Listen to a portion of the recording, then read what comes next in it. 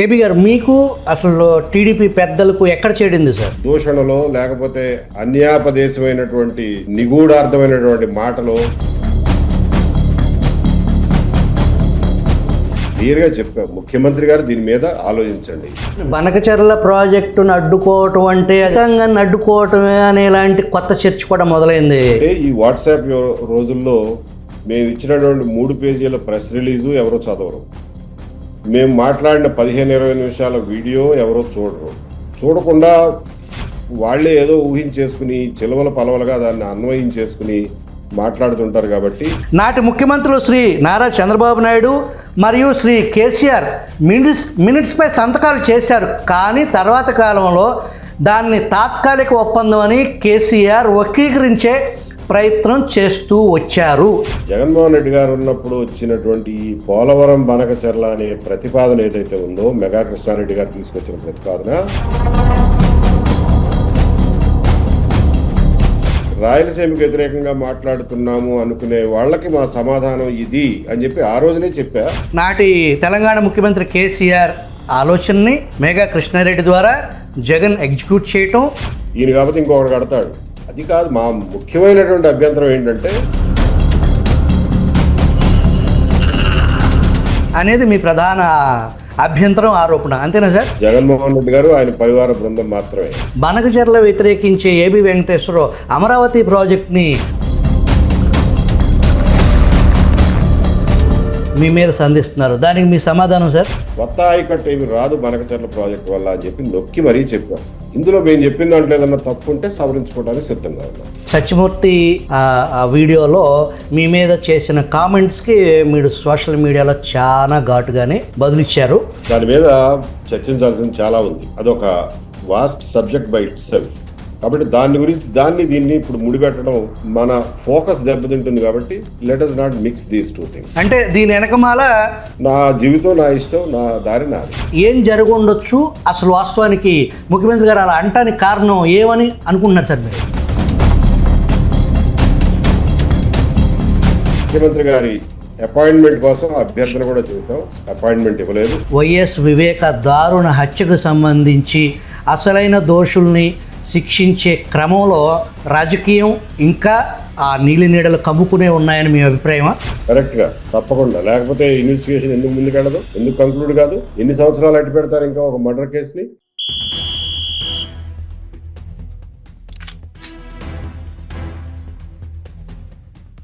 గత కొద్ది రోజుల క్రితం మాజీ ఇంటెలిజెన్స్ చీఫ్ ఏబీ వెంకటేశ్వరరావు గారు బనకచెర్ల ప్రాజెక్టు మీద ఆలోచన పరుల వేదిక అనే పేరుతో ఇరిగేషన్ ఎక్స్పర్ట్స్తో విజయవాడలో పత్రికా సమావేశం నిర్వహించారు. ఉత్తరాంధ్ర ప్రాజెక్టుల్లో పెట్టాల్సినటువంటి కొద్దిపాటి ఖర్చుని పెట్టి దాన్ని కూడా పూర్తి స్థాయిలో తోటపల్లి బ్యారేజ్ కానీ ఇంకొకటి కానీ ఈ పనులన్నింటినీ పూర్తి చేసుకోవాల్సిన అవసరం ఉంది. వాటిని చేయకుండా మనం ఈ రోజున 1,00,000 కోట్ల రూపాయలు ఏకపక్షంగా మేము ఒక మెగా ప్రాజెక్టు మొదటి నుంచి చివరి వరకు ఒకే కాంట్రాక్ట్ కంపెనీకి అప్పచెప్తాము అని అంటే అది సవ్యం కాదు. దీని మీద పునరాలోచించుకోవాల్సిందిగా కోరుతున్నాం. దాంట్లో బనకచెర్ల అనేది ఆంధ్రప్రదేశ్ ప్రజలకి గుదిబండ అయ్యే పరిస్థితి. దాని మూలాన లాభం కంటే నష్టమే ఎక్కువ. ఆ ప్రాజెక్టుకి ప్రత్యామ్నాయ ఆలోచనలు చేయండి, దాన్ని విరమించుకోండి అని చెప్పేసి ఒక సంచలన ప్రెస్ మీట్కి వేదిక అయింది ఆలోచన పరుల వేదిక. అయితే ఆ ప్రాజెక్టు మీద ఆ ప్రెస్ మీట్ అయిన తర్వాత పెద్ద ఎత్తున అంతకుముందు ఎన్నడూ జరగని పెద్ద చర్చ ఈ ప్రాజెక్టు మీద ఆంధ్రప్రదేశ్లో కాదు ప్రపంచవ్యాప్తంగా ఉన్న తెలుగు ప్రజలు, ఇదే ప్రాజెక్టుని తెలంగాణ ప్రాంతంలో ఉన్నటువంటి రాజకీయ పార్టీలు, అక్కడ ఏదైతే కాంగ్రెస్ అధికార పార్టీ కాంగ్రెస్, ప్రతిపక్ష పార్టీ బీఆర్ఎస్ కూడా ఒకళ్ళ మీద ఒకళ్ళు ఇక్కడ ఏదో జరిగిపోతుంది, బనకచెర్ల ప్రాజెక్టు కట్టడం వలన తెలంగాణకి ఏదో అన్యాయం జరుగుతుందని చెప్పేసి అక్కడ ఒక రాజకీయ ప్రకంపనలకు కారణం అవుతాం. దాని మీద అక్కడ ముఖ్యమంత్రి, అక్కడ ప్రతిపక్ష నాయకులు హోరాహోరీగా దుమ్మెత్తి పోసుకోవటం, అసలు మాకు ఆ ప్రాజెక్టే వద్దురా నాయన, దాని వలన మాకు నష్టం అని చెప్పేసి, మీకేం నష్టం లేకపోయినా అసలు అది మాకు నష్టం అని చెప్పేసి ఈ ఆలోచన పరుల వేదిక సాక్షిగా ప్రముఖులు, అందులో ప్రధానమైన వక్తగా ఏబి వెంకటేశ్వర గారు ప్రకటన చేయటం అది కలకలం రేపింది. అయితే కొద్ది రోజుల క్రితం, 2 రోజుల క్రితం తెలుగుదేశం అనుబంధ సోషల్ మీడియా విభాగానికి సంబంధించిన యూట్యూబ్ ప్లాట్ఫామ్స్లో, డిజిటల్ ప్లాట్ఫామ్స్లో ఏబి వెంకటేశ్వరరావు గారి బనకచర్ల ప్రాజెక్టు వ్యతిరేకించడం వెనక ఆయనకి వ్యక్తిగత వ్యవహారాల కారణంగా ఆ దురుద్దేశంతోనే ఆయన ఈ ప్రాజెక్ట్ని వ్యతిరేకించారు. చంద్రబాబు నాయుడికి ఏబి వెంకటేశ్వరరావు వెనుపోటు పొడిచారు, కంట్లో నలుసయ్యారు. రకరకాల ఆరోపణల మధ్య ప్రస్తుతం ఆయన అమెరికా వెళ్ళే మార్గమధ్యంలో లండన్లో ఉన్నారు. లండన్ నుంచి మనకి ఈ ఆరోపణల మీద జూమ్ అవకాశం కల్పించండి. మరి ఇక్కడ ఆరోపణలు పెద్ద ఎత్తున మీ మీద వస్తున్నాయి, దీని మీద నా అవకాశం ఉంటే మాకు విజిల్ ప్రేక్షకుల ద్వారా జూమ్ ద్వారా మీకు మీ సందేశం ఇప్పిస్తే బాగుంటుంది, వినిపిస్తే బాగుంటుంది అనే దానికి విజిల్ అభ్యర్థుల్ని ఏబి వెంకటేశ్వర గారు మన్నించినందుకు ముందుకు ఏబి వెంకటేశ్వర గారికి విజిల్ ప్రేక్షకుల తరపున కృతజ్ఞతలు. అసలు ఈ ప్రాజెక్ట్ ఏంటి అనేది ఏబి గారిని అడిగి డీటెయిల్స్లోకి వెళ్దాం. నమస్కారం సార్. నమస్కారం శుభకర్ గారు. మీరు చూసే ఉంటారు, ఆ రోజున ఏదైతే మీరు ఆలోచన పరుల వేదికతో మీరు ఏదైతే ఒక సంచలన ప్రెస్ మీట్కి తెరలేపారో దానికి సంబంధించి ఒక 2 రోజుల క్రితం మీ మీద సోషల్ ప్లాట్ఫామ్స్లో దట్టు తెలుగుదేశం సానుభూతి పరులు, తెలుగుదేశం అఫీషియల్ సోషల్ మీడియా ఏదైతే సత్యమూర్తి అనే ఒక జర్నలిస్టు, చైతన్య రథం అనే ఒక యూట్యూబ్ ఛానల్లో, అట్లాగే వేరే ఇంకొక 1-2 యూట్యూబ్ ఛానల్స్లో కూడా ఆ దురుద్దేశాలు ఆపాదిస్తూ అనేదాన్ని కొంతమంది అక్కడ చర్చ జరుగుతూ ఉంది. ఇది మీదొక వర్గంగా ప్రభుత్వం కావాలని నడిపిస్తుందా, ఏబి గారి మీద ప్రభుత్వం కావాలని దాడి చేపిస్తుందా అనే దానికి సంబంధించిన రకరకాల మధ్య ఆ ప్రెస్ మీట్ అనేది మేధో మదనంతో పాటు ఏబి మీద వ్యక్తిగతమైన దాడిలాగా అనిపించేలాగా అసలు విషయాన్ని పక్కదో పట్టించి ఈ అన్నెసరీ డిస్టర్బెన్స్ అనేది జరుగుతుంది. అది మీ దృష్టికి వచ్చిందా సార్? దృష్టికి వచ్చిందండి. సత్యమూర్తి గారు చేసినటువంటి వీడియో మీద నేను కూడా నా ఫేస్బుక్లో ఆయనకు ఒక సమాధానం రాసి పంపించాను. నాకు బాధ కలిగించే విషయం ఏమిటంటే, ఈ పోలవరం బనకచర్ల అనేది ఒక సీరియస్ ప్రాజెక్టు, సీరియస్ ప్రతిపాదన. దాని సాధ్యాసాధ్యాలు, అందులో ఉన్నటువంటి మంచి చెడుల గురించి శాస్త్రీయంగా విశ్లేషించుకోవడం మానేసి నా మీద వ్యక్తిగత దూషణలో, లేకపోతే అన్యాపదేశమైనటువంటి నిగూఢార్థమైనటువంటి మాటలో మాట్లాడడం వల్ల అసలు విషయం పక్కకు పోతుంది. అసలు విషయం గురించి ఎవరికైనా నాలెడ్జ్ ఉన్నవాళ్ళు చర్చించండి అని చెప్పి మేము ఆ రోజున పత్రికా సమావేశంలో కూడా చెప్పాం. ఆ రోజున క్లియర్గా చెప్పాం, ముఖ్యమంత్రి గారు దీని మీద ఆలోచించండి, మీకు టైం లేకపోతే జలవనరుల శాఖ మంత్రి గారు రామానాయుడు గారిని కూర్చోబెట్టి మాట్లాడమనండి అందరితోనూ. కొన్ని ఆయనకు కూడా టైం లేదంటే ఎవరైనా అఫీషియల్స్ని సూచించండి, వాళ్ళ దగ్గరికి వెళ్ళి మేము లేవనెత్తినటువంటి అభ్యంతరాల గురించి, ఇందులో ఉన్న ఇంజనీరింగ్ సమస్యలు, ఇందులో ఉన్నటువంటి అంతర్రాష్ట్ర నదీ జలాల మీద హక్కుల సమస్యల గురించి చర్చిస్తాము అని చెప్పి ఆ రోజున పత్రికా సమావేశం ముఖ్యంగానే చెప్పాం. మర్నాడు పత్రికా సమావేశంలో ఏవైతే విషయాలు చెప్పామో వాటినే తీసుకుని ముఖ్యమంత్రి గారికి ఒక లేఖ కూడా రాశాం. ముఖ్యమంత్రి గారి అపాయింట్మెంట్ కోసం అభ్యర్థన కూడా చేశాం. వారికి తీరుబాటు లేకపోవడం వల్ల ఏమో ఇంతవరకు అపాయింట్మెంట్ ఇవ్వలేదు. అపాయింట్మెంట్ ఇస్తే వారితోనే ఈ విషయం ఆయన చెవులు వేద్దాం అనేది మా ఆలోచన. కాబట్టి అసలు విషయాన్ని పక్కన పెట్టి వ్యక్తిగత దాడులకి, దూషణలకి పాల్పడమాకండి. నా విషయంలో ముఖ్యంగా తెలిసి తెలవకుండా మాట్లాడకండి అని చెప్పి సత్యమూర్తి గారికి గట్టిగానే జవాబిచ్చా. అది అంతటితో ముగిసిందని నేను అనుకుంటున్నాను.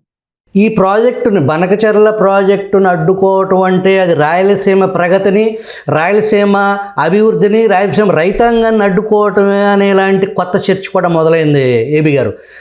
దాన్ని ఎలా చూడాలి? 35 ఏళ్ల నుంచి ప్రజా జీవితాన్ని నిశితంగా గమనించేవాడిగా మనం ఏం మాట్లాడితే ఎటువైపు నుంచి దానికి అభ్యంతరాలు లేకపోతే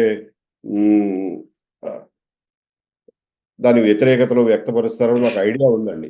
అందుకనే ఆ రోజున నేను చెప్పిన మాటల్లో మీరు నా వీడియో అప్పుడు చెప్పిన వీడియో చూస్తే మీకే అర్థమవుతుంది. ఈ బనకచర్ల లింకుని, వల్లాపల్లి నుంచి బనకచర్ల అనే లింకుని వ్యతిరేకిస్తే రాయలసీమకు వ్యతిరేకంగా మాట్లాడుతున్నాము అనుకునే వాళ్ళకి మా సమాధానం ఇది అని చెప్పి ఆ రోజునే చెప్పా. మళ్ళీ మీరు అడుగుతున్నారు కాబట్టి ఇంకొకసారి చెప్తా. ఎందుకంటే ఈ వాట్సాప్ రోజుల్లో మేము ఇచ్చినటువంటి 3 పేజీల ప్రెస్ రిలీజు ఎవరో చదవరు. మేము మాట్లాడిన 15-20 నిమిషాల వీడియో ఎవరో చూడరు. చూడకుండా వాళ్ళే ఏదో ఊహించేసుకుని చిలవల పలవలుగా దాన్ని అన్వయించేసుకుని మాట్లాడుతుంటారు కాబట్టి వాళ్ళకి అర్థం కావడం కోసం మళ్ళీ ఒకసారి రిపీట్ చేస్తా.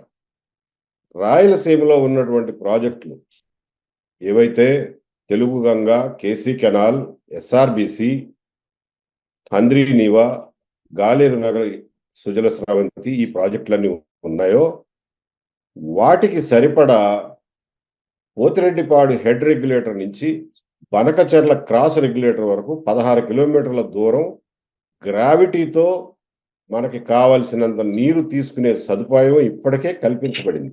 44,000 క్యూసెక్కుల పెద్ద కాలువ ఇప్పటికే తవ్వేసి పూర్తి అయిపోయింది.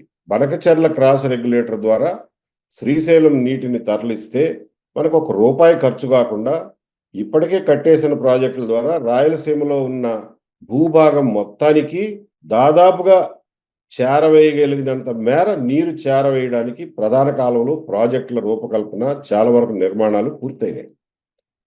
రాయలసీమలో ఈ రోజున సాగునీటి రంగంలో అసంపూర్తిగా మిగిలిపోయిన పనులు ఏమైనా ఉన్నాయి అంటే రిజర్వాయర్ నుంచి పొలం వరకు నీళ్లు తీసుకెళ్ళడానికి బ్రాంచ్ కాలువలు, పంట కాలువలు ఇంకో తవ్వాల్సి ఉంది. వివిధ ప్రాజెక్టుల్లో వివిధ స్థాయిల్లో ఉన్నాయి అవి. అలాగే మెయిన్ ప్రాజెక్టులు, మెయిన్ కెనాల్స్ కూడా డబ్బు లేకపోవడం వల్ల కానివ్వండి, కాంట్రాక్టింగ్ సంస్థలు టైంకి పని పూర్తి చేయకపోవడం మూలన కానివ్వండి, లేకపోతే మాటికి వాటి అలైన్మెంట్లో లేకపోతే వాటి నీటి సామర్థ్యాలు మార్చడం కానివ్వండి, వీటి వల్ల హంద్రీనీవా, గాలేరు నగరి సుజల స్రవంతి ప్రధాన కాలువల నిర్మాణం, వాటి మీద కట్టాల్సినటువంటి స్ట్రక్చర్స్ నిర్మాణం కొంత ఆలస్యం జరుగుతావు. రాయలసీమకి ఈ రోజున కావాల్సింది మళ్ళా గోదావరి నీళ్లు తీసుకొచ్చి బనకచెర్లలో పోయడం కాదు.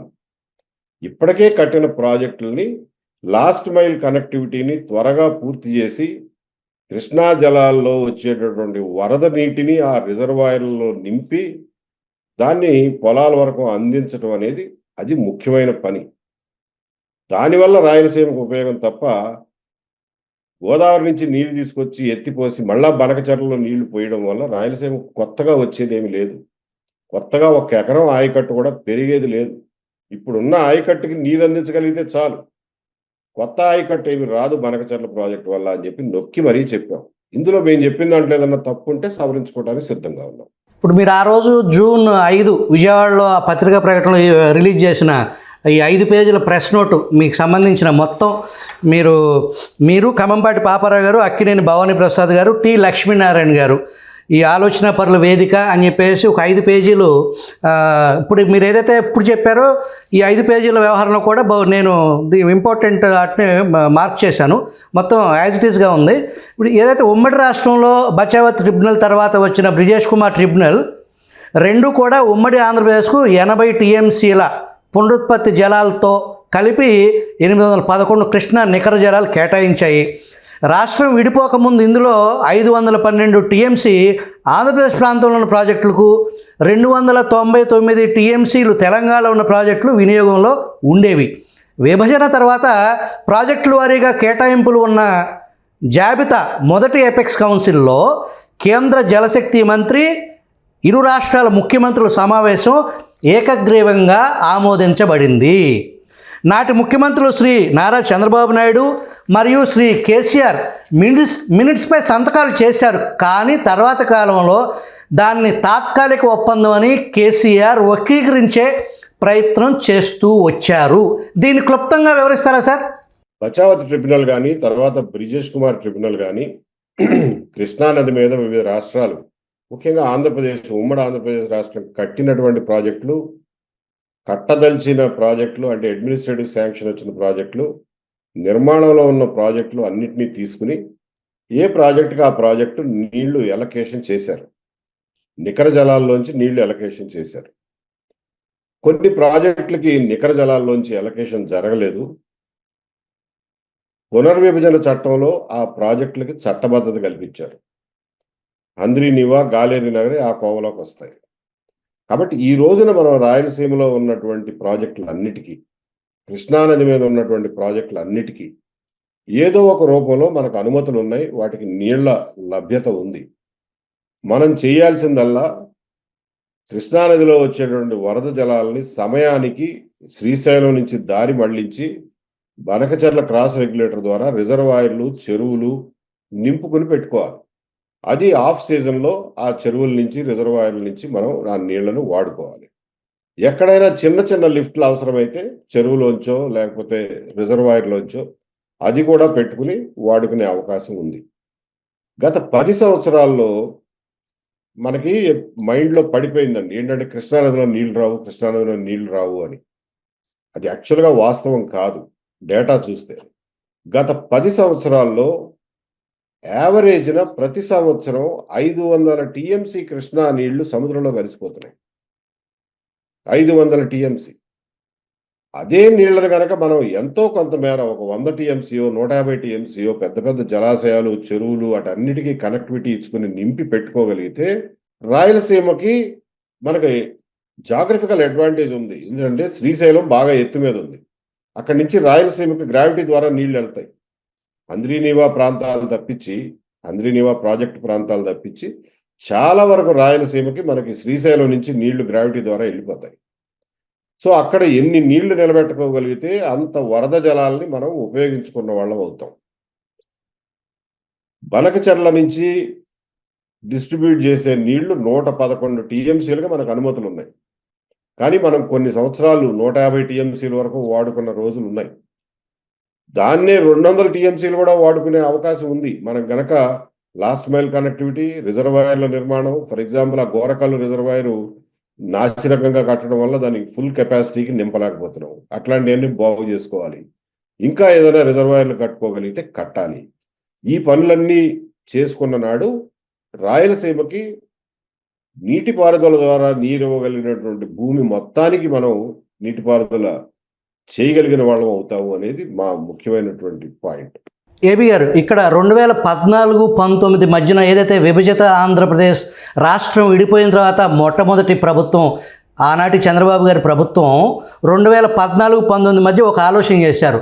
అమరావతిలో ఏదైతే అమరావతి 29 గ్రామాలకి శివారు గ్రామమైనటువంటి ఒక కొండ సరిహద్దుగా ఉన్నటువంటి ప్రాంతంలో బ్యారేజ్ కట్టి, వైకుంఠపురం అనే గ్రామం దగ్గర బ్యారేజ్ కట్టి ఈ కృష్ణా నీటిని అటు తరలించే ఒక ఆలోచన చేశారు.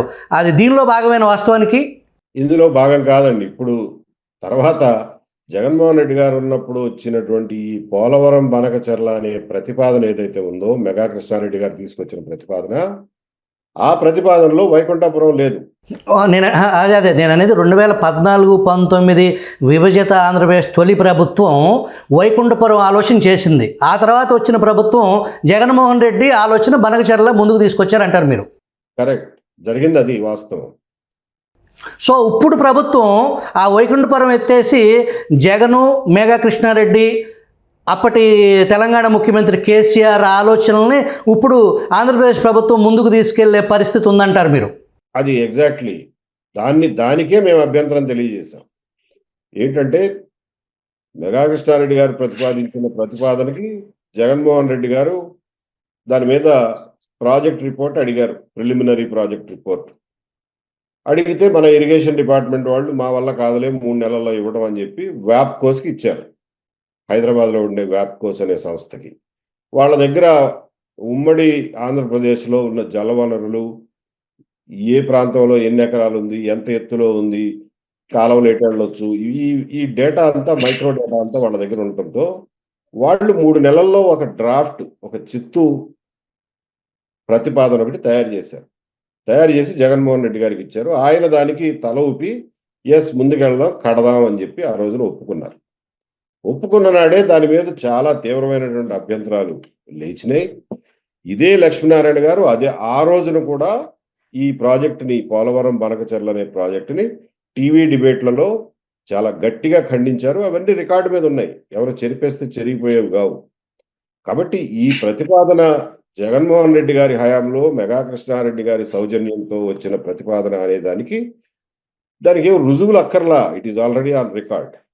ఆ రోజు ప్రెస్ నోట్ మీరు రిలీజ్ చేసిన దాంట్లో కూడా ఈ వివరాలు ఉన్నాయి. ఒక్కసారి విజువల్ ప్రేక్షకుల కోసం మరొక్కసారి చదివి వినిపిస్తాను. 2019 ఎన్నికల తర్వాత కేసీఆర్ జగన్లు బాయి బాయి అనుకుంటూ ఉన్నప్పుడు కేసీఆర్ ఒక ప్రతిపాదన చేశారు. అదేమంటే ఇచ్చంపల్లి నుంచి గోదావరి జలాలను ఎత్తి తెలంగాణ గుండా పారించి నాగార్జున సాగర్లో కలపాలని, సాగర్ నుంచి రివర్సిబుల్ టర్బైన్ల ద్వారా శ్రీశైలంలోకి ఎత్తిపోయాలని, అలా పోసి రాయలసీమకు వాడుకోవాలని, ఖర్చు చెరిసగం భరించాలని, అప్పుడు కృష్ణా నీళ్లు తెలంగాణకు ఇచ్చేయాలనేది ఆ ప్రతిపాదన. దాన్ని ఆనాడే వ్యతిరేకించాం, అది అమల్లోకి రాలేదు. కానీ అటువంటి ప్రమాదం ఇంకొక రూపంలో ముంచుకొచ్చింది. 2022-23 ప్రాంతంలో మేఘా కృష్ణారెడ్డి సలహాతో పోలవరం నీటిని బనకచెర్లకు తరలించడానికి వెంటనే ప్రాజెక్ట్ రిపోర్ట్ ఇవ్వమని ఆనాటి ముఖ్యమంత్రి జగన్మోహన్ రెడ్డి ఇరిగేషన్ డిపార్ట్మెంట్ను ఆదేశించారు. ఇరిగేషన్ డిపార్ట్మెంట్ వల్ల కాక హైదరాబాద్లో ఉన్న వ్యాప్కోస్కి అప్పచెప్పారు. వ్యాప్కోస్ తన దగ్గర ఉన్న విస్తృతమైన డేటాతో 3 నెలల్లో ఒక చిత్తు డ్రాఫ్ట్ రిపోర్ట్ తయారు చేసింది. అదే ఇప్పుడు మనం చూస్తుంది. ఎన్నికల హడావుళ్ళు ఈ పథకాన్ని జగన్మోహన్ రెడ్డి తలకెత్తుకోలేదు. తిరిగి గెలిస్తే చూద్దాములే అనుకుని ఉంటారు. కూటమి ప్రభుత్వం గెలిచిన తర్వాత 5-6 నెలలకి మేఘా కృష్ణారెడ్డి గారి బృందం మళ్ళీ ఒకసారి ఇప్పటి ముఖ్యమంత్రి చంద్రబాబు నాయుడు గారికి ఇంకో సుదీర్ఘమైన ప్రజెంటేషన్ ఇచ్చినట్లు వినికిడి. వారి ప్రతిపాదన ప్రకారం తమ కంపెనీ 10 నుంచి 15 వేల కోట్ల పెట్టుబడి పెడుతుందని, అంటే మేఘా కేంద్రం నుంచి లోన్ ఇప్పించడానికి అనుమతులు ఇప్పించేందుకు తాము సహాయం చేస్తామని, కాబట్టి ఈ ప్రాజెక్ట్ అనౌన్స్ చేయమన్నారని ముఖ్యమంత్రి గారు అనౌన్స్ చేశారనే ప్రచారం జరుగుతుంది అని మీరు ఈ ప్రెస్ నోట్లో రిలీజ్ చేశారు. అంతేనా సార్? అవునండి. అంటే దీని వెనకమాల వాస్తవానికి నాటి తెలంగాణ ముఖ్యమంత్రి కేసీఆర్ ఆలోచనని మేఘా కృష్ణారెడ్డి ద్వారా జగన్ ఎగ్జిక్యూట్ చేయటం, దాన్ని మళ్ళీ ఇప్పుడు ఆ విభజిత ఆంధ్రప్రదేశ్ వైకుంఠపురం ఆలోచన పక్కన పడేసి ఆ రూపంలో బనకచెర్ల ముందుకు వచ్చింది అనేది మీ ప్రధాన అభ్యంతరం, ఆరోపణ. అంతేనా సార్? ఇందులో అభ్యంతరం అదేదో మెగా కృష్ణారెడ్డి గారు కాంట్రాక్టర్ అవ్వడానికి నాకేం అభ్యంతరం లేదు. ఎవరో ఒకరు కాంట్రాక్టర్ ఉంటారు, ఎవరో ఒకరు కట్టాల్సిందే. ఈయన కాబట్టి ఇంకొకరు కడతాడు. అది కాదు. మా ముఖ్యమైనటువంటి అభ్యంతరం ఏంటంటే, ఈ ప్రతిపాదనను ముందుకు తీసుకెళ్లే ముందు అసలు బనకచెర్లకి గోదావరి నీళ్లు తరలించడం వల్ల రాయలసీమకి ఏమన్నా ఉపయోగం ఉందా, రాష్ట్రానికి ఏమన్నా ఉపయోగం ఉందా అనేది గట్టిగా ఆలోచించబడుతున్నాం. మా ఉద్దేశంలో దాని వల్ల రాయలసీమకి ఏం ఉపయోగం లేదు. ఇవాళ రాయలసీమకు ఉన్నటువంటి బనకచెర్ల ద్వారా ఉన్నటువంటి 111 టీఎంసీల సామర్థ్యం రాయలసీమలో భూములు తడపడానికి సరిపోతుంది. రిజర్వాయర్లు కట్టుకుంటే నింపి పెట్టుకోవడానికి సరిపోతుంది. అది 111 టీఎంసీల సామర్థ్యం ఉన్నప్పటికీ గత కొన్ని సంవత్సరాల్లో 150 టీఎంసీల వరకు కూడా హ్యాండిల్ చేసింది. కాబట్టి దాని సామర్థ్యంలో ఏమి ఇబ్బంది లేదు. నీటి లభ్యత అంటారా, ఎప్పుడైనా కృష్ణానదిలో ఏ నీరు వచ్చినా కానీ ముందు శ్రీశైలంకే వస్తుంది. శ్రీశైలంలో నీరు దొరకని పరిస్థితిలో మీకు కింద నాగార్జున సాగర్ డెల్టా అంతా ఏమైపోతుంది? అది ఎట్లాగో ఎండిపోవాల్సిందేగా. అయినప్పుడు అది పరమ కరువు అంటాం దాన్ని. అటువంటి కరువు ఎవరైనా భరించాల్సిందే. అది ప్రకృతి సహజంగా వచ్చేది. 4 ఏళ్లకో 5 ఏళ్లకో ఒకసారి అటువంటి కరువు ఒక సంవత్సరం వస్తుంది. దానికి ఉపశమనం కలిగించడానికి ఎంత నీరు వీలైతే అంత నీరు రిజర్వాయర్లలో నింపి పెట్టుకుంటే మనం కుండలో నీళ్లు నింపుకున్నట్టుగా అవసరం ఉన్నప్పుడు తాగడానికి పనికి వస్తాయి. కాంట్రాక్టర్ మీద అభ్యంతరం కాదు మాది. కాంట్రాక్టర్ ఆయన ఉంటాడు. అసలు ఈ ఆలోచన మీదే అభ్యంతరం. ఎందువల్లనంటే, మీరు గోదావరి నీళ్లు తీసుకెళ్లి బనకచెర్లలో పోస్తే, బనకచెర్ల మీద ఇప్పటికే అనుమతులు ఉన్న ప్రాజెక్టులు, కృష్ణానది మీద ఆధారపడిన ప్రాజెక్టులలోకి పోస్తే ఏమవుతుందంటే, కృష్ణానది మీద మనకున్న నీటి హక్కుల్లో పై రాష్ట్రాలు వాటా అడుగుతాయి. కాదనడానికి మనకు వీలు ఉండదు. ఆ రోజున మీరు ఎలా గోదావరి నీళ్ళు తెచ్చి పోసుకుంటున్నారు కదా రాయలసీమకి, కృష్ణానది నీరు మాకు ఇచ్చేసేయండి అంటారు పై రాష్ట్రాలు. అందరికీ మాకు తలాకంతా పనిచేయమంటారు. అదీగాక ఇవాళ బ్రజేష్ కుమార్ ట్రిబ్యునల్ ఆంధ్రప్రదేశ్ తెలంగాణ మధ్యన కృష్ణానదుల మీద, కృష్ణా నీళ్ల మీద ఉన్న వాటాలు తేల్చడానికి మళ్ళా హీరింగ్ మొదలెట్టింది. అదొక దుర్మార్గం. యాక్చువల్గా ఒకసారి ముఖ్యమంత్రుల సమావేశంలో ఎపెక్స్ కమిటీలో 512-299 నిష్పత్తిలో పంచుకోవడానికి సంతకాలు పెట్టిన తర్వాత మళ్ళా దాన్ని తిరగతోడడం అనేది ఒక దుర్మార్గం. అది తెలంగాణలో అసెంబ్లీ ఎలక్షన్లకు ముందు అక్కడ రాజకీయ ప్రయోజనాల కోసం బీజేపీ వాళ్ళు, ఢిల్లీ వాళ్ళు ఇటువంటి నోటిఫికేషన్ బ్రజేష్ కుమార్ ట్రిబ్యునల్కి ఇచ్చారు, మళ్ళా తిరగదోడండి అని. దానివల్ల ఏదో తెలంగాణకి మేము గొప్పగా మేలు చేయబోతున్నాం అసెంబ్లీలో ఓట్లు వేయమని. అది నడుస్తూ ఉంది. ఈ ఆర్గ్యుమెంట్స్ నడిచే క్రమంలో మనం తీసుకెళ్లి గోదావరి నీళ్లు బనకచెర్లలో పోస్తే వాళ్ళ గోదావరి నీళ్లు వచ్చినాయి కదండి, కృష్ణా నీళ్లు వాళ్ళకి అవసరం లేదు కదా, ఆ నీళ్లు మాకు ఇచ్చేయమని చెప్పి తెలంగాణ అడుగుతుంది. మనం ఏం సమాధానం చెప్తాం? ఇప్పుడు ఈ బనకచెర్ల మీద, ప్రతిపాదిత బనకచెర్ల మీద తెలంగాణ పార్టీల అభ్యంతరాలు ఏంటండి? వాళ్ళకి అసలు ఏ అభ్యంతరం లేదండి. దీన్ని ఊరికే అల్లరి చేసి ఈ పేరు మీద కృష్ణా జలాల్లో వాటాలు ఇంకా ఎక్కువ తెచ్చేసుకోవాలనే దురాశ తప్ప వాళ్ళకి ఎటువంటి అభ్యంతరం ఉండడానికి అవకాశం లేదు. దీన్ని ఒక లేని అభ్యంతరంగా వాళ్ళు రాజకీయంగా క్రియేట్ చేస్తున్నారు. అది కూడా మేము రాసాం ఆ పత్రిక ప్రకటన, ఈ ప్రెస్ నోట్లో. ఓకే, వాళ్ళకి అసలు యాక్చువల్గా ఉండడానికి ఏ అభ్యంతరం లేదు.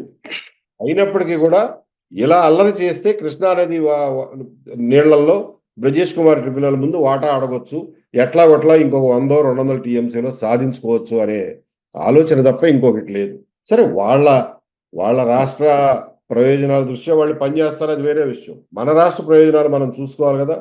సరే, బనకచెర్ల ఇన్ని వేల కోట్ల ప్రాజెక్టు, అది ఇంత ఖర్చు అంత ఖర్చు ఎకరానికి అనేది నిపుణులతో మీరు ఒక డిస్కషన్కి లేవదీశారు.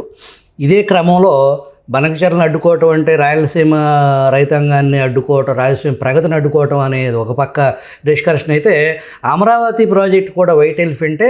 బనకచెర్ల వ్యతిరేకించే ఏబి వెంకటేశ్వరరావు అమరావతి ప్రాజెక్ట్ని వ్యతిరేకించగలరా అనేది కొన్ని క్వశ్చన్లు సోషల్ మీడియాలో మీ మీద సంధిస్తున్నారు. దానికి మీ సమాధానం సార్? అమరావతి వైట్ ఎలిఫెంట్ అని ఎవరన్నారు? ఎప్పుడు ఎవరు అనలేదే ఆ మాట. అమరావతి వైట్ ఎలిఫెంట్ అనేది అన్నది జగన్మోహన్ రెడ్డి గారు, ఆయన పరివార బృందం మాత్రమే. నేను కానీ ఆ సమావేశంలో పాల్గొన్న వాళ్ళు ఎవ్వరం కానీ అమరావతి మీద వైట్ ఎలిఫెంట్ అని ఏనాడు అనలేదు. కాబట్టి దానికి దీనికి అసలు సంబంధం లేదు. ఆ డిస్కషన్ వేరు. దాంట్లో ఏదన్నా చర్చించాల్సిన విషయాలు ఉంటే దాన్ని వేరేగా చర్చిద్దాం. దీన్ని ముడిపెట్టాల్సిన అవసరం అస్సలు లేదు. ఇది ఒక సీరియస్ ప్రాజెక్ట్ అండి. దీన్ని సీరియస్గా దానిలో ఉన్నటువంటి ఇంజనీరింగ్ సమస్యలు, అంతర్రాష్ట్ర నీటి హక్కు సమస్యల గురించే మనం కాన్సన్ట్రేట్ చేయాలి. అమరావతి పార్ట్ 2 భూ సమీకరణకి ప్రభుత్వం సన్నాహితమైంది. దానికి సంబంధించిన గ్రామ సభలు కూడా పెడుతున్నారు. ఇటువంటి దశలో అమరావతి పార్ట్ 1 పాక్షికంగా ప్రయాణం చేస్తున్న దశలో పార్ట్ 2 భూసేకరణ, అది భవిష్యత్ దృష్ట్యా గవర్నమెంట్ ఆలోచనను మీరు సమర్థిస్తారా సార్? యాజ్ ఐ సెడ్, దాని మీద చర్చించాల్సింది చాలా ఉంది. అదొక vast subject by itself. కాబట్టి దీన్ని ఇప్పుడు ముడిపెట్టడం మన ఫోకస్ దెబ్బతింటుంది. కాబట్టి let us not mix these 2 things. దాని మీద సెపరేట్గా మాట్లాడాలి. సరే, మీరు సత్యమూర్తి, ఏదైతే సీనియర్ జర్నలిస్ట్ సత్యమూర్తి గారి ఆ వీడియోలో మీ మీద చేసిన కామెంట్స్కి మీరు సోషల్ మీడియాలో చాలా ఘాటుగానే బదులిచ్చారు. సుపారీ దాడులకు పాల్పడవద్దు, ఒళ్ళు దగ్గర పెట్టుకోమని లాంటి కొంత హెచ్చరిక, ఒక ఘాటుగానే హెచ్చరించినట్టుంది. దాంట్లో మిమ్మల్ని పురమాయించిన వాళ్ళకు కూడా చెప్పండి, సుపారీ దాడులు ఏంటి, మిమ్మల్ని పురమాయించిన వాళ్ళకు కూడా చెప్పండి అంటే మీ ఉద్దేశం, దాన్ని విపులంగా వివరించి చెప్పగలుగుతారా? ఎవరో పురమాయిస్తే తప్ప సైమల్టేనియస్గా ఇన్ని దాడులు జరగవు. ఇన్ని ఛానల్స్లో ఇన్ని దాడులు జరగవు. అది అందరికీ తెలిసిన విషయమే. కాబట్టి పురమాయించిన వాళ్ళకు కూడా చెప్పండి. నా వ్యక్తిగత విషయాలు జోలికి రావద్దు అని నేను చెప్పను. రండి, తప్పకుండా నా వ్యక్తిగత విషయాల జోలికి కూడా రండి, నో ప్రాబ్లం. నేను రాజకీయాల్లో ఉన్నప్పుడు నేను ముసుగేసి కూర్చుంటానంటే కుదరదు. నా వ్యక్తిగత విషయాలను కూడా మీరు ఎప్పుడైనా చర్చించవచ్చు. కానీ నా వ్యక్తిగత విషయాలకి సంబంధించి తప్పు మాటలు మాట్లాడదు, అబద్ధాలు మాట్లాడదు. అదొకటే నేను చెప్పాను. నీ ఎత్తు ఇంతే ఉందేంటి, నువ్వు నల్లగా ఉన్నావేంటి, నువ్వు ఇంత లావునున్నావేంటి అనే మాటలు కూడా మాట్లాడండి, నో ప్రాబ్లం. ఎందుకంటే రాజకీయాల్లో ఉన్నవాళ్ళు ఇవన్నీ ఎదుర్కోవాల్సిందేనని చెప్పి నాకు తెలుసు. ఇంకా ఇలాంటి సంబంధితమైనటువంటి విషయాలు ఏమైనా ఉంటే మాట్లాడండి నా మంచి చెడు గురించి. కానీ అబద్ధాలు మాట్లాడద్దు. లేనిపోయిన ఆరోపణలు, దొంగ ఆరోపణలు, అబద్ధపు ఆరోపణలు నా మీద చేయొద్దు. చేసినప్పుడు నేను కూడా జవాబు అంతే ఘాటుగా ఇస్తాను. అది నేను చెప్పదలుచుకున్నటువంటిది. ఏబీ గారు, మీకు అసలు టీడీపీ పెద్దలకు ఎక్కడ చెడింది సార్? మాకైతే చెడలేదండి. చెడిందని నేను ఎక్కడ అన్నాను? చెడిందని నేనేం అనుకోవట్లేదు. కాకపోతే నా విషయంలో నేను ఏం చేయాలి, నా భవిష్యత్తు కార్యక్రమం ఏంటనే విషయంలో భిన్నమైనటువంటి అభిప్రాయాలు ఉన్నాయి. కాబట్టి వాళ్ళ దారి వాళ్ళది, నా దారి నేను చూసుకోవాల్సి వచ్చింది. అంతే తప్ప దాన్ని చెడిందినట్లుగా నేను ఎప్పుడు దాన్ని భావించట్లేదు. నా జీవితం నా ఇష్టం, నా దారి నాది.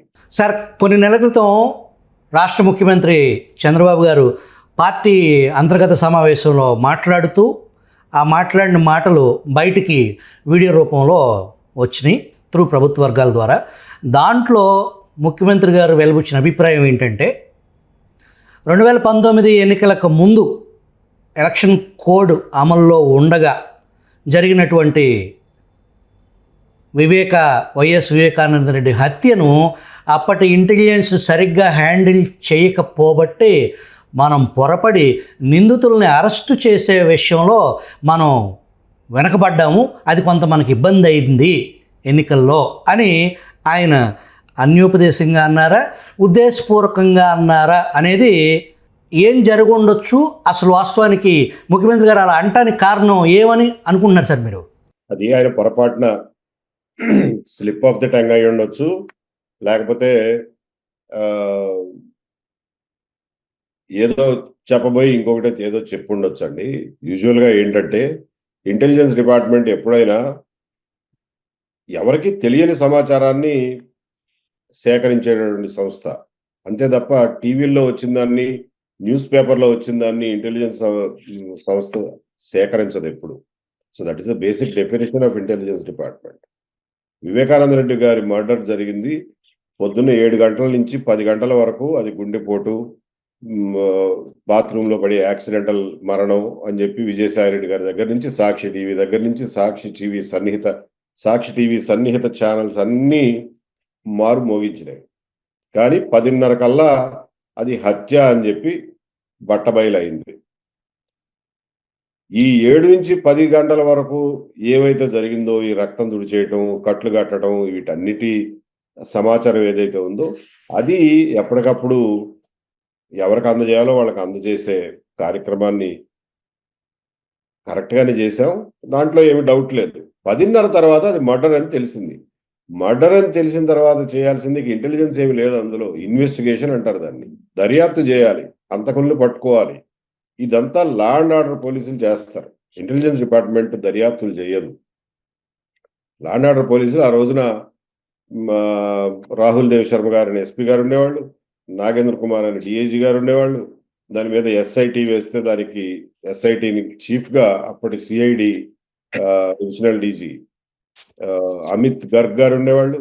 తర్వాత వీళ్ళందరి మీద హెడ్గా, లా అండ్ ఆర్డర్ డిపార్ట్మెంట్కి హెడ్గా ఆర్పి ఠాగూర్ గారు డీజీపీగా ఉన్నారు. కాబట్టి దర్యాప్తు చేయడంలో లోపాలున్నా, నిందితుల్ని అరెస్ట్ చేయడంలో లోపాలున్నా దానికి డీజీపీ గారు లేకపోతే వారి బృందం బాధ్యులవుతారు తప్ప ఇంటెలిజెన్స్ డిపార్ట్మెంట్ని దాని గురించి బ్లేమ్ చేయడం అనేది వాస్తవం కాదు. కాబట్టి అది కరెక్ట్ కాదు. ప్రస్తుతం కూటమి ప్రభుత్వం ఇక్కడ కేంద్రంలోనూ, ఆ రాష్ట్రంలోనూ కేంద్రంలోనూ అధికారం పంచుకుంటున్న ఒకే పార్టీలు, అక్కడ ఎన్డీఏ, ఇక్కడ కూటమి ఉంది. బాబాయ్ హత్య కేసుకు సంబంధించి ముందుకు వెళ్ళకపోవటం, ఆ అవరోధానికి మీరు ఒక సీనియర్ రిటైర్డ్ ఐపీఎస్ ఆఫీసర్గా ఇది మీకు ఎలా అనిపిస్తుందండి? ఇప్పుడు మీరు రాజకీయ నాయకులు. చేయాల్సిన పని చేయడం లేదు సిబిఐ. వాళ్ళు చేయడం లేదా, వాళ్ళని చేయనీయడం లేదా మనకు తెలియదు, కానీ పని మాత్రం జరగడం లేదు. ఆ కేసుని లాజికల్ కంక్లూజన్కి తీసుకెళ్లాల్సినటువంటి బాధ్యత సిబిఐది. ఇన్ని రోజుల నుంచి ఎందుకు తాత్సారం చేస్తున్నారు అనేది సమాధానం చెప్పాల్సింది సిబిఐ. ఆ సిబిఐని నియంత్రించేటటువంటి కేంద్ర ప్రభుత్వం. సో ఈ ఇన్వెస్టిగేటివ్ ఏజెన్సీ వ్యవహారం వైఎస్ వివేక దారుణ హత్యకు సంబంధించి అసలైన దోషుల్ని శిక్షించే క్రమంలో ప్రస్తుతానికి రాజకీయం ఇంకా ఆ నీలి నీడలు కమ్ముకునే ఉన్నాయని మీ అభిప్రాయమా? కరెక్ట్గా, తప్పకుండా. లేకపోతే ఇన్వెస్టిగేషన్ ఎందుకు ముందుకెళ్ళదు, ఎందుకు కంక్లూడ్ కాదు? ఎన్ని సంవత్సరాలు అట్టి పెడతారు ఇంకా ఒక మర్డర్ కేసుని? మీరు గతంలో ఈ కోడికత్తి కేసు సీను వ్యవహారంలో కూడా ఎన్ఐఏ వ్యవహరించిన తీరు దేశ చరిత్రలో ఎన్ఐఏ తన పరిధి మించి ఒక ఏమీ లేని దాంట్లో అత్యుత్సాహం ప్రదర్శించింది ఈ దేశ కేంద్ర అత్యున్నత నేర విభాగ సంస్థ ఎన్ఐఏ మీద కూడా మీరు డైరెక్ట్గా ఆరోపణలు చేశారు. అదేవిధంగా ఇప్పుడు ఈ సిబిఐ కూడా ఈ తరహా రాజకీయ ఒత్తిళ్లతో ఈ కేసుని ముందుకు తీసుకెళ్ళకపోవటానికి కారణం నాటి నేటి కేంద్ర ప్రభుత్వమే అని సూటిగా చెప్పగలుగుతారా? సిబిఐ ఈ కేసులో అరెస్ట్ చేయాల్సిన వాళ్ళ పట్ల ఎంత తాత్సారం చేసిందో, అవినాష్ రెడ్డి గారి అరెస్ట్ చేసే ప్రయత్నం చేసినటువంటిగా చూపించిన క్రమంలో ఎన్ని డ్రామాలు జరిగినాయో రాష్ట్ర ప్రజలు అందరూ చూశారు. అందులో ఏమీ దాపరికం లేదు. సిగ్గొదిలేసి ఒక అంత ఇంపార్టెంట్ మర్డర్ కేసులో ఒక నిందితుడిని అరెస్ట్ చేయడానికి సిబిఐ ఆడిన డ్రామా, ఆ రోజున రాష్ట్ర పోలీసులు వాళ్ళకి సహకరించి ఆడినటువంటి డ్రామా ప్రజలందరూ చూశారు. ఇవాళ రాష్ట్ర ప్రభుత్వంలో పాలన మారింది కానీ కేంద్ర ప్రభుత్వంలో పాలన ఏం మారలా, సిబిఐ ఏం మారలా. సిబిఐ ఇంకా అదే పాత జాడల్లోనే నడుస్తుంది అనడానికి ఈ కేసు ముందుకు వెళ్ళకపోవడమే ఒక ప్రబలమైనటువంటి తార్కాణం. దానికి వేరే రుజువులు ఏమీ అక్కర్లేదు. ఏబీ గారు, ఏదైతే గడిచిన 5 సంవత్సరాల పాటు పలు కేసుల్లో, అక్రమాస్తుల కేసులో ప్రతి వారం కోర్టుకు వెళ్లాల్సిన Jaganmohan Reddy all of sudden అఖండ మెజారిటీతో ఆంధ్రప్రదేశ్ ముఖ్యమంత్రి స్థానంలో కూర్చోవటం, ముఖ్యమంత్రి కాబట్టి నేను చాలా బిజీ స్కెడ్యూల్స్ ఉన్నాయి, ఈ రాష్ట్ర ప్రజల జీవనాధారం నా పాలన మీద ఆధారపడి ఉంది, ఎవ్రీ సెకండ్ నాకు ఇంపార్టెంట్, ప్లస్ అది నేను అక్కడికి వెళ్ళటం అనేది చాలా ఖర్చుతో కూడుకున్న వ్యవహారం అనే దానికి సంబంధించి కోర్టును కన్విన్స్ చేయగలిగారు. ముఖ్యమంత్రి హోదా ప్రతి వారం ఆయనకి అడ్డొచ్చే పరిస్థితి ఉంది. కానీ సంవత్సరం గడిచింది, ఆయన కనీసం ప్రతిపక్ష నాయకుడు కూడా కాదు, కేవలం ఓ పార్టీ అధినేత, ఒక ప్రాంతానికి, ఒక నియోజకవర్గానికి ఎమ్మెల్యే. కానీ ఈ న్యాయ వ్యవస్థ కానీ, ఈ సిబిఐ కానీ ప్రతి వారం కోర్టు శరవేగంగా ఏదో ప్రజాప్రతినిధులు మీద కేసుల్ని త్వరితగతిన విచారించమని సుప్రీంకోర్టు సుస్పష్టమైన ఆధారాలు ఉన్నప్పటికీ కూడా ఈ కేసు విషయంలో కూడా జగన్మోహన్ రెడ్డి ఆరాంగా, రిలాక్స్గా ఉండటానికి కారణం సార్? సిబిఐ ఈ మధ్య ఒక కేసు విషయంలో, రఘురామకృష్ణరాజు గారు వేసినటువంటి కేసు విషయంలో సిబిఐ స్టేటస్ రిపోర్ట్ ఇచ్చింది సుప్రీంకోర్టులో. వారు చెప్పిన దాని ప్రకారమే సుప్రీంకోర్టులో ఒక 4 పిటిషన్లు పెండింగ్ ఉన్నాయి. అవి కూడా సిబిఐ వేసిన పిటిషన్లు. హైకోర్టులో 10వ 12వ పిటిషన్లు పెండింగ్ ఉన్నాయి. ట్రయల్ కోర్టులో, అంటే హైదరాబాద్లో ఉన్న సిబిఐ న్యాయస్థానంలో ఎకాఎకన 100కు పైగా పిటిషన్లు ఈ రోజు కూడా డిశ్చార్జ్ పిటిషన్లు పెండింగ్ ఉన్నాయి. ఈ డిశ్చార్జ్ పిటిషన్లను త్వరితగతిన విచారణ పూర్తి చేసి డిశ్చార్జ్ పిటిషన్ అనుమతిస్తారా, డిస్మిస్ చేస్తారా అనే నిర్ణయం వెలువరించే దిశగా కోర్టుకి పిటిషన్లు పెట్టి మెమోలేసి వెంటబడాల్సింది సిబిఐ. దర్యాప్తు సంస్థకి ఇంట్రెస్ట్ లేనప్పుడు జడ్జి గారు ఏం చేస్తారు? జడ్జి గారికి ఏం పని? ఆయన ముందుకు వచ్చిన కాగితం ఆయన పరిశీలిస్తారు. కాబట్టి న్యాయస్థానాన్ని తప్పుపట్టాల్సినటువంటి అవసరం లేదు ఇందులో. సిబిఐ చేస్తున్నటువంటి చూపిస్తున్న నిరాసక్తత, చేస్తున్నటువంటి తాత్సారం ఈ కేసుల్లో ఒక్క అంగుళం కూడా 12 సంవత్సరాలుగా పురోగతి లేకపోవడానికి కారణం. మీరు పదవి విరమణ చేసి సుమారు 14 నెలలు దాటుతుంది. ఒక ప్రభుత్వ ఉద్యోగిగా పదవి విరమణ చేయటానికి ముందు చేసిన 1-2 నెలల్లోనే ఆ రావాల్సినది, ఏ ఉద్యోగం అయినా, ఏ స్థాయి, ఎవరికి ఉండే బాధలు, ఎవరికి ఉండే ఫినాన్షియల్ ప్లానింగ్, ఫ్యామిలీ సర్దుబాటు, పిల్లలు, మంచి చెడు ఉంటుంది అనుకోండి. జీవితకాలం మొత్తం సర్వీస్కి అంకితమైన ఉద్యోగుల విషయంలో వాళ్ళ సెటిల్మెంట్స్కి సంబంధించి వాళ్ళకి న్యాయబద్ధంగా ఆ ప్రభుత్వ విధుల నుంచి విరమణ డిశ్చార్జ్ అయిన తర్వాత వాళ్ళకి న్యాయబద్ధంగా రావాల్సిన సెటిల్మెంట్ల వ్యవహారం దాదాపు మీకు ఇంకా సగానికి పైగా మీకు రావాల్సిన బెనిఫిట్స్ మీకు దక్కలేదని చెప్పేసి సోషల్ మీడియా వేదికగా మీరు ఆ జర్నలిస్ట్ సత్యమూర్తిని కండెమ్ చేస్తూ ఒక పోస్ట్ పెట్టారు. దాంట్లో మీకు ఇంకా సగానికి పైగా రాలేదు అని. ఇలా మీ విషయంలోనే ఇలా జరుగుతుందా? అసలు ప్రభుత్వ ఉద్యోగులు, పదవి విరమణ చేసిన ప్రభుత్వ ఉద్యోగుల అందరిది ఇదే పరిస్థితా సార్? మిగిలిన ప్రభుత్వ ఉద్యోగుల పరిస్థితి ఏదో తెలియదు కానీ నా విషయంలో మాత్రం ఇంకా నేను నాకు రావాల్సినటువంటి జీతభత్యాల బకాయిలు కానీ, నాకు రావాల్సిన రిటైర్మెంట్ బెనిఫిట్స్ కానీ, పెన్షన్ సంబంధితమైనటువంటి చెల్లింపులు కానీ, అందులో సగానికి సగం ఇంకా రాకుండా దానికోసం ఎదురు చూపులు చూస్తూనే ఉన్నాను. అందరి చుట్టూ తిరుగుతూనే ఉన్నాను. అందరిని రిక్వెస్ట్ చేస్తూనే ఉన్నాను. కా ఫైలు అక్కడ ఉందంటారు, ఇక్కడ ఉందంటారు. ఆ ఫైల్ ఎక్కడ ఉందంటే అక్కడికి పోయి రిక్వెస్ట్ చేస్తున్నాను తొందరగా చేయండి అని చెప్పి. కాకపోతే ఇప్పటికి కూడా ఇంకా సగానికి సగం డబ్బు రాని పరిస్థితి అనేది వాస్తవం. పోతే మీ మీద ఏదైతే గత ప్రభుత్వంలో జగన్మోహన్ రెడ్డి ప్రభుత్వంలో మీ మీద ఆరోపణలు చేస్తూ మిమ్మల్ని ఫిక్స్ చేయాలి, మిమ్మల్ని డిస్మిస్ చేయాలి, మిమ్మల్ని నాట్ ఓన్లీ సస్పెన్షన్, మిమ్మల్ని అసలు ఒక రోజన్నా జైల్లో పెట్టాలి అనేలాంటి పరిస్థితుల నుంచి మీరు హైకోర్టు, క్యాట్, సుప్రీంకోర్టు వరకు సుదీర్ఘ న్యాయ పోరాటం చేశారు. ఈ ప్రక్రియలో మీకు తెలుగుదేశం పార్టీకి సంబంధించిన ప్రస్తుత ప్రభుత్వ పెద్దలు, ఆనాటి ప్రతిపక్ష పార్టీ పెద్దల నుంచి ఏమన్నా సహకారం ఉందా? మీరు వ్యక్తిగతంగానే ఈ యుద్ధాన్ని ముగిచ్చారా సార్? మోరల్ సపోర్ట్ అయితే తప్పకుండా చేసేవాళ్ళు. మోరల్ సపోర్ట్ తప్పకుండా లభించింది. నా గురించి చాలాసార్లు వాళ్ళ పార్టీ సమావేశాల్లోనూ కూడా మాట్లాడేవాళ్ళు. అంటే నన్ను ఒక ఉదాహరణగా చూపుతూ జగన్మోహన్ రెడ్డి గారు పాల్పడినటువంటి కక్ష సాధింపు చర్యలకు ఒక ఉదాహరణగా నా ఉదంతాన్ని చూపుతూ ఎప్పటికప్పుడు మోరల్ సపోర్ట్ అయితే ఇచ్చేవారు. ఈ ప్రభుత్వం ఏర్పడిన తర్వాత, కూటమి ప్రభుత్వం ఏర్పడిన తర్వాత మీ మీద ఉన్నటువంటి ఆరోపణల్ని, మీ మీద నమోదైన కేసుల్ని వెనక్కి తీసుకోవటానికి, రద్దు చేయటానికి 9 నెలల సమయం పట్టింది. అది కూడా నేను కాళ్ళు చెప్పులు అరిగేలాగా తిరిగితేనే అనే ఆరోపణ కూడా చేశారు. అంత టైం ఎందుకు పట్టిన? అది ప్రాసెస్లో భాగం అంటారా? అది టెక్నికల్గా మీ విషయంలో అశ్రద్ధ అంటారా? నా మీద ఉన్నటువంటి జగన్మోహన్ రెడ్డి గారు పెట్టినవి 2 రకాల కేసులు. ఒకటి క్రిమినల్ కేసు ఒకటి పెట్టారు. 2 శాఖాపరమైన విచారణ ఒకటి చేశారు. క్రిమినల్ కేసు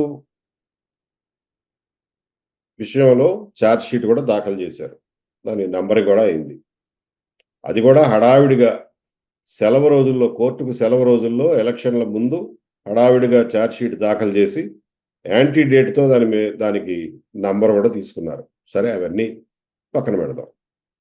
కాబట్టి క్రిమినల్ కేసుని నేను కోర్టులోనే తేల్చుకోవాలి. లేదు, గవర్నమెంట్ తలుచుకుంటే విత్డ్రా చేయొచ్చు కేసు. ఫర్ ఎగ్జాంపుల్, ఇప్పుడు అమరావతి రైతుల మీద తప్పుడు కేసులు పెట్టారు.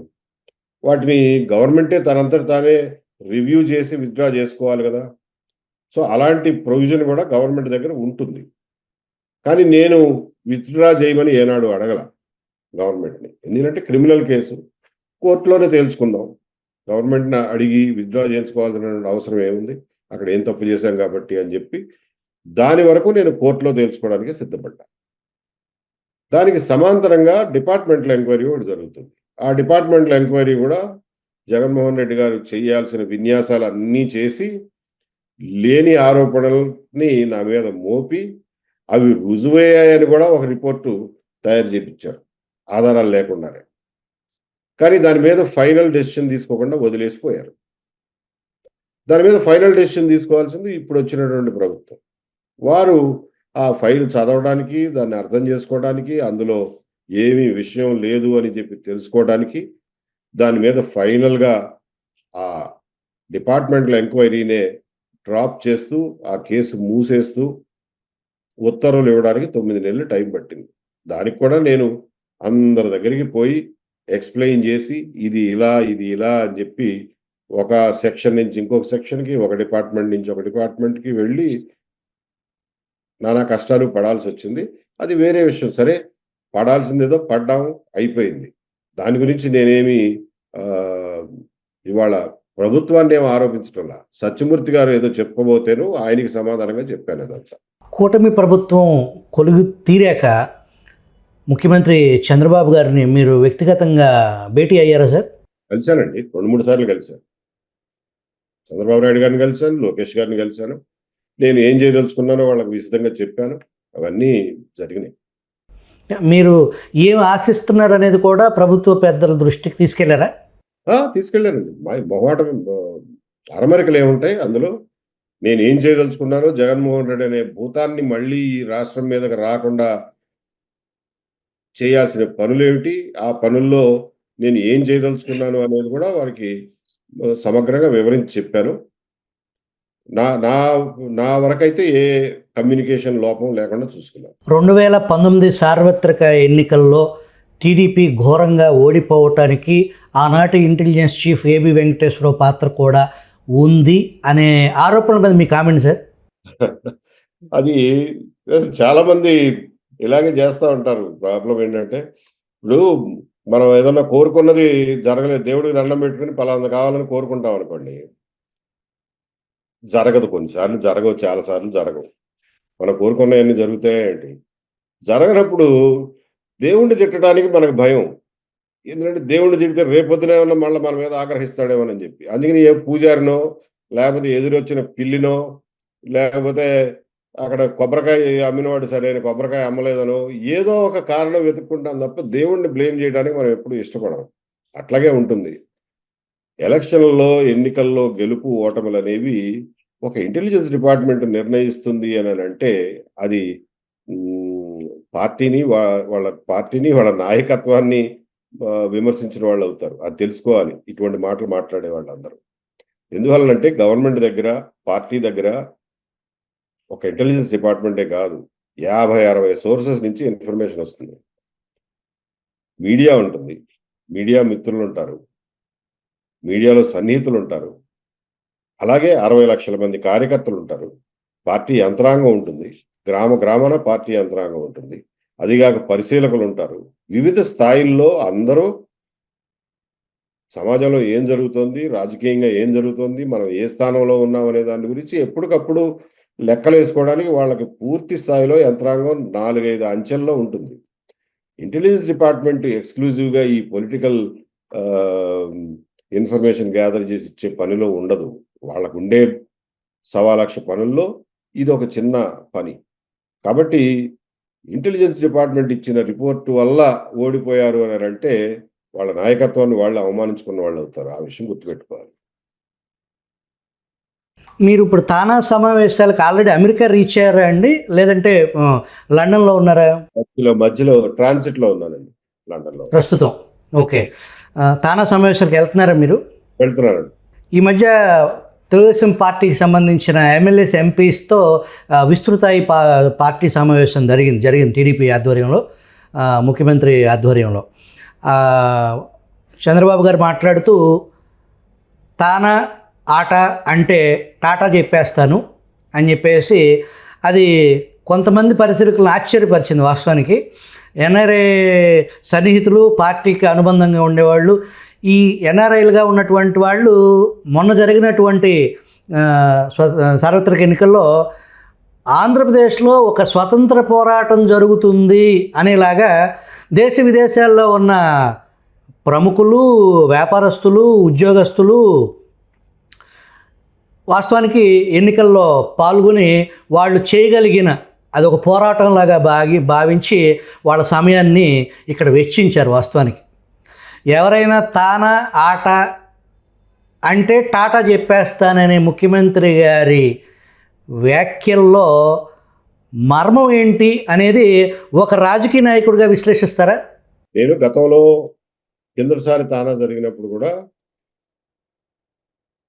అమెరికా వెళ్ళా. ఆ తానా సభల్లో పాల్గొన్నా. తానా సభలే కాకుండా వివిధ పట్టణాల్లో సన్నిహితులు, తెలిసిన వాళ్ళు పిలిస్తే అప్పుడు ఎన్టీ రామారావు గారి శత జయంతి ఉత్సవాలు కూడా జరుగుతున్నాయి కాబట్టి ఆ కార్యక్రమాలకు సంబంధించి కూడా పిలవడంతో నేను వేరే వేరే సిటీలు కూడా తిరిగాను. ఆ రకంగా కొన్ని వేల మందితో ఇంటరాక్ట్ అయ్యే అవకాశం కలిగింది. ఆ రోజున మీకు గుర్తుంటే నేను తానా సభలకు వెళ్ళడానికి సెలవు అడిగితే లాస్ట్ మినిట్లో సెలవు రిఫ్యూజ్ చేస్తే నేను హైకోర్టుకు పోయి ఆర్డర్ తెచ్చుకోవాల్సి వచ్చింది. ఇవాళ సాయంత్రం విమానం అంటే ఇవాళ పొద్దున హైకోర్టు ఆర్డర్ వచ్చింది. హైకోర్టు నుంచి అట్నుంచి పరిగెత్తుకుంటూ వెళ్ళి విమానం ఎక్కాల్సిన పరిస్థితి. అప్పుడు తానాలో సభల్లో కానీ, వివిధ పట్టణాల్లో జరిగినటువంటి వివిధ సమావేశాల్లో కానీ ప్రజలతో ఇష్టాగోష్ఠిగా మాట్లాడాను. నేను సర్వీస్లో ఉన్నాను కాబట్టి నేను ఎక్కడా ఈ రాజకీయాలకు సంబంధించినటువంటి స్పీచ్లు ఎప్పుడు ఇవ్వాల. కానీ ఆ రోజున నేను అబ్జర్వ్ చేసింది ఏమిటంటే ఆంధ్రప్రదేశ్ రాష్ట్రంలో ఆ రోజున జరుగుతున్నటువంటి పరిణామాల పట్ల ఎన్ఆర్ఐలు ఎంత ఆవేదన చెందారో, ఎంత యాంగ్జైటీకి గురయ్యారో, ఎంత ఆందోళనలకి గురయ్యారో నేను ప్రత్యక్షంగా చూశాను. దాని నుంచి వాళ్ళు ఈ రాష్ట్రాన్ని జగన్మోహన్ రెడ్డి గారి బారి నుంచి బయటపడేయడానికి ఏం చేయగలము అనేది వాళ్ళలో వాళ్ళు చర్చించుకోవడం, వాళ్ళకు చేతనైనంత సహాయం చేస్తూ ఎలక్షన్లలో తన సొంత డబ్బులు ఎంతో మంది క్యాండిడేట్లకి అడిగినా అడగకపోయినా కానీ ఇచ్చి, వాళ్ళు కూడా వచ్చి కూర్చుని ఇక్కడ ప్రచారం, డబ్బు ఖర్చు చేయడం, అందరినీ మొబిలైజ్ చేయడం, ఓటింగ్ జరిగే ప్రాంతంలో కాకుండా వేరే చోట్ల హైదరాబాద్, బెంగళూరు లాంటి చోట్ల ఉన్న వాళ్ళందరినీ తీసుకొచ్చి వాళ్ళకి ప్రయాణపు సౌకర్యాలు కలిగించి తీసుకొచ్చి వాళ్ళతో ఓట్లు వేయించడం, మీరన్నట్టుగా ఒక స్వాతంత్ర సంగ్రామంలాగా వాళ్ళు పోరాడారు. మొన్న ఎలక్షన్లలో ఎన్ఆర్ఐల పాత్ర, వాళ్ళు చూపించినటువంటి జనరాసిటీ, ఉదారత్వం, అలాగే వాళ్ళు చూపించినటువంటి పట్టుదల మన అందరం చూసాం. కాబట్టి అలా గెలిపించిన వాళ్ళలో ఎంతో కొంతమంది ఎవరైనా ప్రజాప్రతినిధులు కృతజ్ఞతాపూర్వకంగా కానీ, లేకపోతే వాళ్ళ గెలుపుని సెలబ్రేట్ చేసుకోవడానికి కానీ ఈ తానాకు కానీ వాటికి కానీ వెళ్ళి ఉండొచ్చు. నాకు వివరాలు అయితే తెలియవు, కానీ ముఖ్యంగా మొన్నటి ఎలక్షన్లలో ఎన్ఆర్ఐల పాత్ర గురించి నాకు పూర్తి అవగాహన ఉంది. వాళ్ళకి ఆంధ్రప్రదేశ్ రాష్ట్రం, రాష్ట్ర రాజకీయాలు ఎల్లవేళలా కృతజ్ఞులై ఉండాల్సినటువంటి అవసరం ఉంది. కోర్స్ మొన్నంటే ఎలక్షన్లుగా పనిచేశారు అనుకోండి, అదర్వైజ్ ఆల్సో తానా ఎప్పటి నుంచో రాష్ట్రంలో వివిధ గ్రామాల్లో, పట్టణాల్లో ఎన్నో సేవా కార్యక్రమాలు అవి చేస్తూ ఉండింది. వాళ్ళ చేతనైనంత సహాయం మాతృభూమికి చేస్తూ వచ్చారు. వాళ్ళ సహాయం ఇంకా ముందు ముందు కూడా మనకు చాలా అవసరం. వాళ్ళు మనకి ముఖ్యమైనటువంటి ప్రపంచవ్యాప్తంగా ఉన్న మన అంబాసిడర్లు, వాళ్ళ అండదండలు, వెన్నుదన్ను ఉంటే ఆంధ్ర రాష్ట్రం డెవలప్ అవడానికి ఇంకా మంచి అవకాశాలు దొరుకుతాయి. ఈ తానా సమావేశాల్లో ఏదైతే ప్రముఖులు ముఖ్య అతిథులుగా పాల్గొనే వాళ్ళ పేర్లతో కూడిన ఫోటోలతో కూడిన కొన్ని సోషల్ మీడియాలో తానా సభలకి జూలైలో ఈ నెలలో జరగబోయే 3, 4, 5 తారీఖులో జరగబోయే సభలలో పాల్గొనే ప్రముఖులు అని చెప్పేసి కొన్ని ఫోటోలు, ఇన్విటేషన్ కార్డ్స్, ఫొటోస్తో కూడిన ఇన్విటేషన్ కార్డ్స్ సోషల్ మీడియా ద్వారా కానీ రకరకాల ప్లాట్ఫామ్స్లో వైరల్ అయినాయి. దాంట్లో ప్రభుత్వ పాలసీల్ని వ్యతిరేకించే ఏబి వెంకటేశ్వర గారు లాంటి అతిథులు కూడా ఉండటం ప్రభుత్వ పెద్దలకు ఏమన్నా కోపం తెప్పించే అంశం కారణంగా తానా ఆట అంటే టాటా చెప్పేస్తాను అనేది ఆ భావన అట్లాంటిది ఏమన్నా అనుకోవచ్చా? లేదండి, నా గురించి అంత సీరియస్గా ఎవరైనా తీసుకుంటారని నేనైతే అనుకోను. నాకు అంత సీన్ ఉందని నేను ఎప్పుడు అనుకోను. ఏబి గారు, చివరిగా ఒక ప్రశ్న.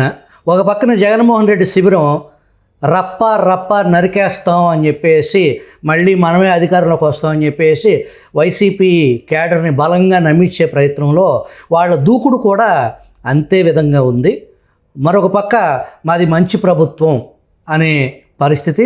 ముఖ్యమంత్రి గారు ఒక సమావేశంలో నా మీద అక్రమ కేసు పెట్టి జగన్మోహన్ రెడ్డి జైలుకు పంపించినంత మాత్రాన నేను ఆయన మీద అక్రమ కేసు పెట్టి జైలుకు పంపించాలి అనుకోవటం అది తప్పు, అట్లా కుదరదు, అట్లా చేయటం సాధ్యపడదు అని చెప్పేసి ముఖ్యమంత్రి గారు అన్న భావన వేరైనప్పటికీ అది కేడర్లో కానీ, ప్రజల్లో కానీ, తటస్థుల్లోకి కానీ వెళ్ళిన విధానం అది ఇంకో రకంగా అయింది.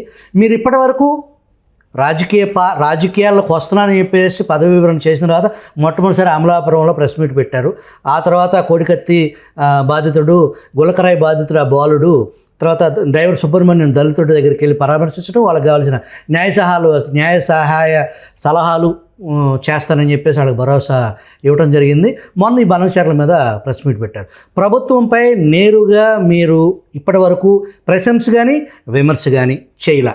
ఈ 1 year, ఒక 5 సంవత్సరాల స్పాన్లో ఒక ప్రభుత్వ పాలనపై ఒక 1 year అనేది అన్నం ఉడికిందా అనేది ఒక మెతుకు అనేలాగా ఈ 1 year పాలనపై మీరు మీ అభిప్రాయాన్ని, అది పొగడ్త కానీ విమర్శ కానీ, మొట్టమొదటిసారి 1 year కూటమి పాలనపై ఒక రాజకీయ నాయకుడిగా మీ స్పందన సార్? ప్రభుత్వం మారిన తర్వాత ఖచ్చితంగా కొన్ని మంచి విషయాలు జరిగినాయి, వాటిని మనం సెలబ్రేట్ చేసుకోవాలి, వాటిని మెచ్చుకోవాలి, వాటిని దాని గురించి ప్రభుత్వాన్ని అభినందించాలి కూడా. తీవ్రమైనటువంటి అణచివేతలు, వ్యవస్థల విధ్వంసం, అడ్డొచ్చిన వాళ్ళ మీద దుర్మార్గం, వీటన్నిటి నుండి విముక్తి కలిగినటువంటి ఫీల్ అయితే ఈ సంవత్సర కాలంలో ప్రభుత్వం కలిగించగలిగింది. ఈ రోజున ప్రజలందరూ ఫోన్లలో కొంచెం స్వతంత్రంగా మాట్లాడగలుగుతున్నారు. ఎవరైనా ఏదైనా నిరసన ఉంటే నిర్భయంగా బయటకు వచ్చి తెలియజేయగలుగుతున్నారు. అణచివేత, పరమ తప్పుడు కేసుల పట్ల అప్పట్లో ఉన్నటువంటి భయాందోళనలు తొలగిపోయినాయి. అలాగే జగన్మోహన్ రెడ్డి గారు పారిశ్రామికవేత్తలను వెంటబడి మరీ వెళ్ళగొట్టినటువంటి పరిస్థితిలో రాష్ట్రంలో మళ్ళీ పెట్టుబడులు పెట్టడానికి పారిశ్రామికవేత్తల్ని ఆహ్వానించే పరిస్థితులు తిరిగి నెలకొన్నాయి. అవి చాలా హర్షించదగినటువంటి విషయం. ఆ విషయంలో ప్రభుత్వం నిరంతరంగా కృషి చేస్తుంది అన్నది మనందరికీ కనిపిస్తోంది. కానీ ఇంకా చేయాల్సింది చాలా ఉంది. పొరపాట్లు జరగకుండా చూసుకోవాల్సినటువంటి అవసరం ఉంది. బనకచెర్ల విషయంలో కానీ, సెకీ అదానీ లాంటి దీర్ఘకాలిక విషయాల్లో కానీ ప్రభుత్వం ఆచితూచి వ్యవహరించాల్సినటువంటి అవసరం ఉంది. ముఖ్యంగా మేము మొన్న మీటింగ్లో కూడా చెప్పింది ఏంటంటే, ఏ ప్రభుత్వం అయినా 5 సంవత్సరాలకి అధికారం ఇస్తారు ప్రజలు. 5 సంవత్సరాలు దాటి ప్రభావం ఉండేటటువంటి నిర్ణయాలు తీసుకునే ముందు వాటికి సంబంధించిన అన్ని విషయాల్ని ప్రజల్లో పెట్టడం, వీలైనంత వరకు ప్రజల్లో, ప్రజా సంఘాలతోనూ లేకపోతే ఉద్యోగ సంఘాలతోనూ, అంటే టాపిక్ని బట్టి, ఇష్యూని బట్టి ఎవరితో చర్చించాలో వాళ్ళతో పారదర్శకంగా చర్చించాలి. చర్చించినటువంటి ఫీల్ కూడా ప్రజలకు కలగజేయాల్సిన బాధ్యత ప్రభుత్వాల మీద ఉంటుంది. ఏంటంటే 5 సంవత్సరాల వరకు మీరు ఎవరిని వేసుకున్నా ఏమి ఇబ్బంది లేదు. మీరు ఏపీపీఎస్సీ మెంబర్ని ఎవరిని వేసుకుంటారో మీ ఇష్టం. కానీ 5 సంవత్సరాలు దాటి ప్రభావం ఉండే కార్యక్రమాలు, బనకచెర్ల కావచ్చు, సెకీ అదానీ కావచ్చు, ఇంకొకటి కావచ్చు, ఈవెన్ రేపు అమరావతిలో 44,000 ఎకరాల భూ సమీకరణ విషయం కానివ్వండి, ఇవన్నీ కూడా 5 సంవత్సరాలు దాటి ప్రభావం చూపించేటువంటి విషయాలు కాబట్టి వీటి విషయంలో మాత్రం పారదర్శకంగా చర్చ జరగాలి. అన్ని వివరాలు ప్రజల ముందు ఉంచాలి. ఏది దాచిపెట్టకూడదు. ఏకపక్ష నిర్ణయాలు తీసుకోకూడదు. అలాంటి జాగ్రత్తలు తీసుకోవాల్సినటువంటి అవసరం కలిగిందని ప్రభుత్వం యొక్క కొన్ని చర్యల ద్వారా మన అందరికి అవగతం అవుతుంది. ఆ విషయంలో కొంచెం జాగ్రత్తగా ఉండమని మనం సూచించాల్సినటువంటి అవసరం కూడా ప్రజలుగా మన అందరి మీద ఉంది. థ్యాంక్ యూ మరి ఏబి వెంకటేశ్వర గారు. ఇంత సుదీర్ఘంగా మీరు అమెరికా ట్రాన్సిట్లో ఉండి కూడా విజిల్ ప్రేక్షకుల ద్వారా మీ మీద విమర్శించిన వాళ్ళకి, అలాగే ప్రస్తుతం జరుగుతున్న రాజకీయ పరిణామాలపై, జరగాల్సిన మంచి గురించి, ఈ రాష్ట్రానికి మంచి జరగాలి అని నిత్యం తప్పించే ఒక స్వాప్నికుడుగా, ఒక రైతుగా, ఒక టీచర్ కొడుకుగా, ఒక రిటైర్డ్ ప్రభుత్వ ఉద్యోగిగా ఈ ప్రభుత్వానికి చక్కటి సూచనలు కూడా చేశారు. ఇది ఒక పాజిటివ్ దృక్పథంతో జరగబోతున్నటువంటి మంచికి సంబంధించి, ఈ రాష్ట్రానికి మంచిని కాంక్షించేదానికి ఏబి వెంకటేశ్వర గారు లాంటి వాళ్ళ సూచనలు, సలహాలు మాలాంటి మాధ్యమాల ద్వారా ప్రజలకు చేరాలి అనే ఉద్దేశంతో మాకు ఈ అవకాశం ఇచ్చినటువంటి ఏబి వెంకటేశ్వర గారికి విజిల్ ప్రేక్షకుల తరపున హృదయపూర్వక కృతజ్ఞతలు. Thank you very much sir. Thank you. నమస్కారం సుధాకర్ గారు.